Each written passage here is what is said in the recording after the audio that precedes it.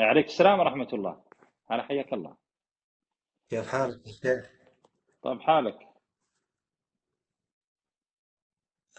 يا شيخ أنا عندي رؤيتين. منام واحد من الآن. ولكن منام واحد قصار. مجربين. تكفون منعوني من المنامين، خلاص خلونا. منام و- واحد. والله قصار. شفت إنه مقطوع ساقي من تحت الركبة في مكان، وجت لعندي أمي فركبوا لي رجل اصطناعية من تحت الركبة بس. دقيقة دقيقة.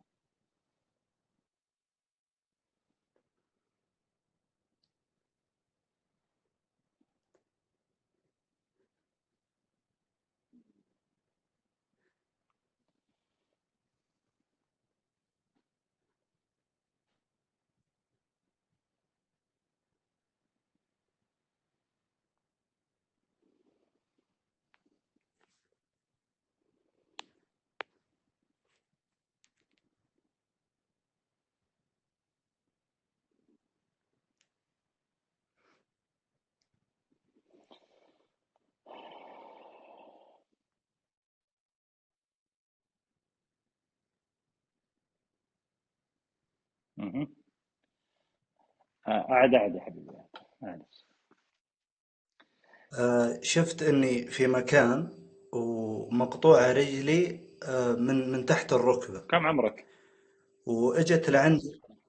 أنا عمري 27. رجلك اليمين ولا اليسار مقطوعة؟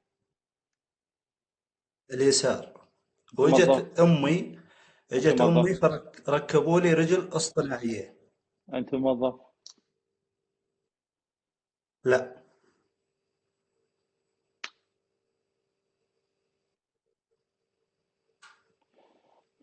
كم أخوانك وكم خواتك؟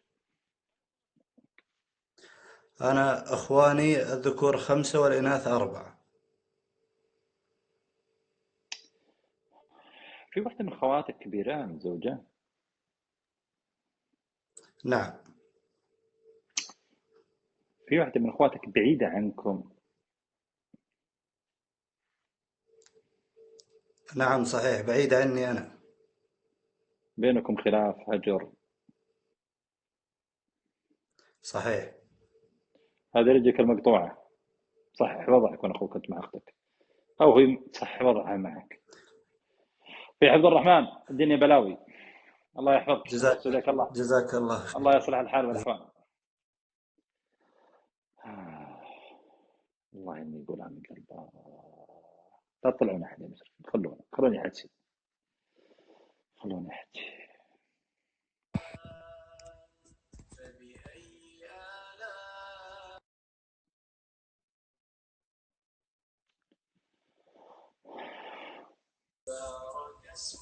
شوفوا يا السلام عليكم. جماعة،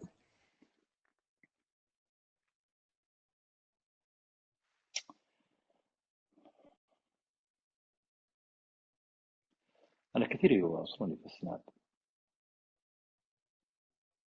خلوني نتكلم، خلوني أطلع لي بصدري شوي.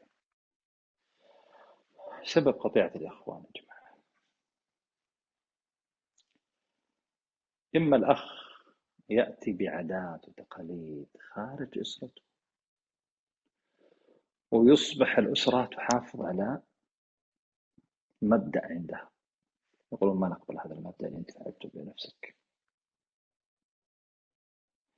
فيبدأ هنا القطيع، تبدأ الهجر. أو أخت تقول أنا حرة في عائلتي، وتخرج عن المألوف اللي اعتادوا عليه الأسرة من عادات وأعراف، خرجوا، وتقول أنا حرة ما حد يدخل فيني. ثم الأسرة قالوا بما أنك خرجتي إحنا والله ما يلزمنا الطبع اللي أنت أو الوضع اللي أنت، لا إحنا بنحافظ على أسرتنا وما تبقى من لم الأسرة والشمل. ثم يتقوقعون على بعضهم وتبدأ الجفوة.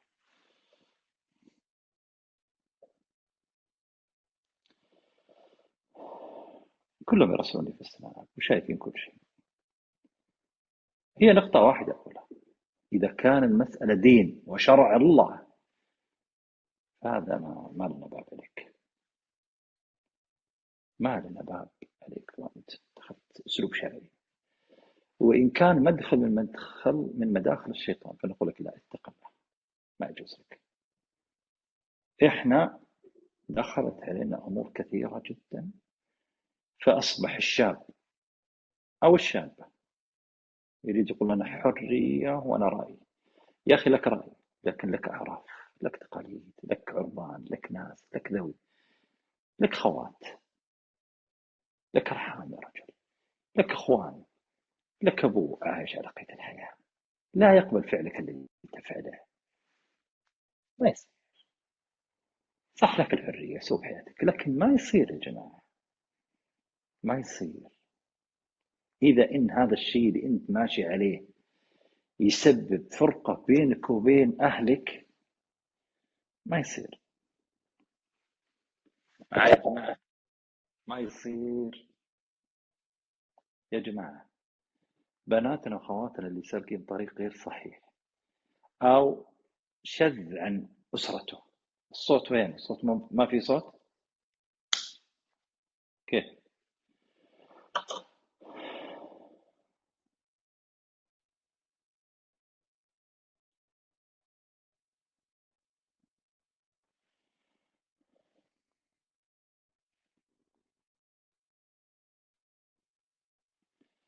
أنا أقول يا جماعة ما يصير، ما يصير، والله صادق ما يصير.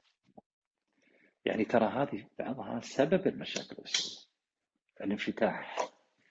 أنا والله حياتي حرة فيها أنا وبناتي. هذه أسرة متدينة محافظة، الشوي اللي هذه طالعة من الأسرة حرية، أنا بناتي حر فيها، وهي مثلهم طشت مغشاها، طشت أمورها، وبناتها طشوا المغاشي ويمشون منسفحين بالشوارع لا عقول لهم. والأسرة الثانية أسرتهم دينة ملتزمة مشهورة، أبوهم قاضي، أخوهم داعية. وين؟ ما في، ما في. هنا الجماعة هذولا ما يقبلون فعلك، ما يقبلون فعلك. أنت حر، إي، بس في حواجز حتكون فيه، حتكون حواجز كثيرة جدا. يقول هذول المجموعة هذول، يقول لا بناتنا اللي يخربون الموجودين بس حافظوا عليها. وهذه لا، أنا والله لي حرية بعد 6 سنين 7 سنين. تقول هذه ايش تقول؟ تقول والله أهلي هجروني، ما لهم حق. مش عارف. ترى أبوس له مكانة اجتماعية، وترى أخوت له مكانة اجتماعية، وترى أمك ماسكة دار، وترى ما يصير. وترى أنت خرجتي من بيئة محافظة، أبوك كيف منظره وأنت طاشة مغشاكم موقفة وأخوياه واقفين بالشارع يسوون معه، وأنت نازلة من السواق سافرة تبي تدخلين بيته. إيش موقف أبوك يا بنت الناس؟ ما يصير. لا، حرية شخصية، أنا أفعل ما بس لا تلومين أسرك لو حصل جفوة بينك وبينه. ولا يجيني واحد يقول أنا حرية شخصية وطلع في عادات وتقاليد غير أسرته، ثم من يبي يجي مع أسرته هو زوجته وبناته، لا والله ما يركب. يا أخي والله ما يليق فيك. أبوي ما يقدرني، أخوي ما يحترمني، أمي ما تبغاني. السبب الحقيقي وشو يا جماعة؟ أنت خرجت عن المألوف اللي عند في أسرك.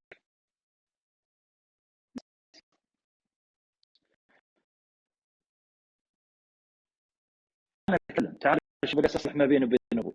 ألقى مساك الخير وشلونك يا عمي، يا مرحبا، معك أخوك بالله، يا هلا ويا مرحبا سام، تجي تقعد شوي. لا، الموضوع إلا شيء من الترحيب ينفجر.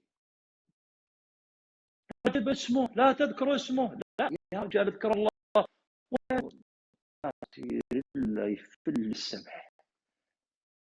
يا عم اذكر الله، يا عم ابشر بالخير، يا عم كيف، يا عم يا عم. فشوف يا جماعه، انت اذا سلكت طريق فتحمل تبعاته. هذا ملخص حديثي بين قوسين، تحمل تبعاته. شلون تكون فزعت في حل مشكلتي بيني وبين اسرتي، بيني وبين امي، بيني وبين اسرتي، بيني وبين اخواني، بين امي، مجتمعي، كل اخواني واخواتي ما يبغوني. اقسم بالله يا جماعه، اللي اخوان واخواته ما يبغونه كلهم عليه ان يراجع نفسه. مستحيل اسره تجمع على شخص انهم هم خطر على نفسه. راجع نفسك، الخطر عندك يا اخي. اذا بغيت اسرك صح، بغيت اسرتك احنا ما يعنيني ما يعنيني انا ابدا. بصرك وطريقه اتخذتها وحياتك اتخذتها ما فيك يا اخي. والله لاني كفيل عليك، ولا اني مسؤول عنك يوم القيامه، ولا اني من احد افراد اسرك، ولا اني فيك. ذنبك على جنبك.